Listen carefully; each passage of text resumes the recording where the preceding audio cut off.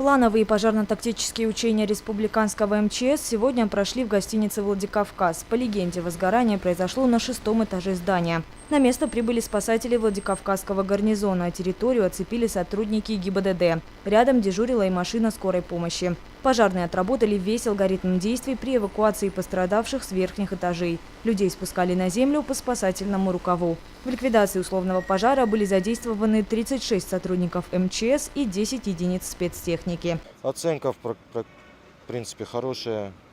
Подразделения сработали слаженно. Нарушений охраны труда не было допущено в ходе проведения учений. С администрацией нашли быстро общий язык. Оказали нам всяческую помощь в проведении этих учений. Предоставили нам статистов, которые исполняли роль пострадавших. Данный объект на сегодняшний день отработан. Можно гарантировать, что в случае пожара на данном объекте непосредственно смена, которая принимала участие в сегодняшних учениях, справится с любой сложившейся обстановкой.